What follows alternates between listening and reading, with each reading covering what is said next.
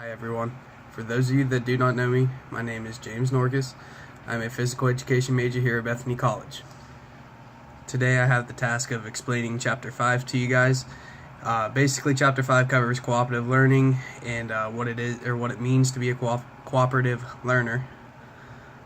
Also in the chapter it talks about anonymous learners and how communication skills can help make you a better student. My essential question that I am asking is, how can cooperative learning help make students more well-rounded?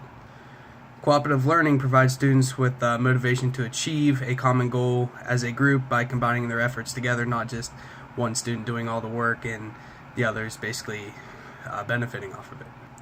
In that case, it's also important to make sure the teacher or the instructor structures the groups so that way cooperative learning is maximized. Students also work well cooperatively if they have incentives. For cooperative learning to work, students must share opinions and work together, not one person just doing all the work. All students must be held accountable by the professor and their peers.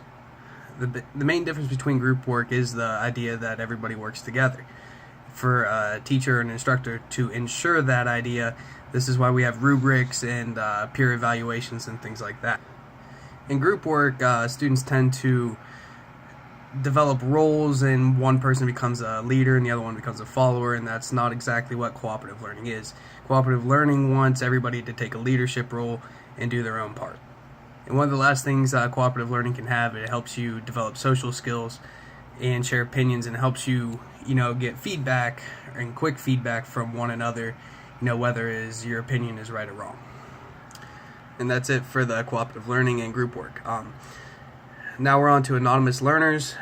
Basically, is someone who can draw conclusions and solve problems on their own. They can also develop new ideas based off of what they have previously learned. To be an anonymous learner means you rely on yourself. You don't really, you don't really rely on your teacher for guidance or somebody outside for guidance. You can do it all on your own.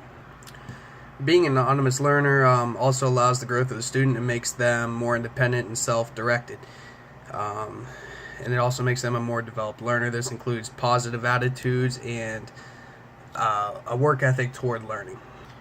As a teacher, we would like most of our students to be anonymous learners, but that's not always going to happen. But they also help push people around them because they show their independence and show that they can do this stuff without the professor or teacher or instructor helping them do it. And to be an anonymous learner, it makes learning easier to have good communication to help students achieve goals and increase opportunities and expand learning by discussion. PBLs and things like that are a good way to increase communication upon peers. Communication helps boost self-esteem, class performance, and personal growth. It helps esteem if the students generally want to be heard. If a teacher shows interest in their opinion, then they're going to want to express their opinion more and not feel so scared that they could be wrong. They just, because the teacher will show that they have that interest, they're then more likely to talk and speak out. A good way for a teacher to create and boost communication among their classroom is that if they give incentives and they reward good communication and the effort that the students put in toward it. Then if the communication is good, then overall the class is going to learn a little bit quicker, and they're going to be able to share their opinions and learn from each other faster than what they would be if nobody talked and the instructor just went over everything and talked toward them instead of letting them discuss it upon themselves. And communication will also help students later in life, no matter what grade. It'll help them with jobs and applications and things like that. And the last thing that was talked about in the chapter, strategies that help reflective thinking. I think KWL charts are a great idea. They help students write down what they know and then what they've learned. So that's a good thing. That's post and pre-assessment, that it helps that the students can show what they've learned. Also, it's good for things like reading, and I could even use it in the PE room. I can have the students write reflections on the activity or the game that we did, and I can see their personal response without them having to voice it in front of their peers. And that basically sums up the chapter. Now I have 3 questions that I have to ask.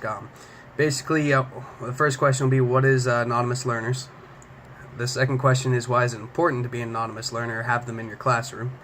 And the third is, why is it important for students to communicate?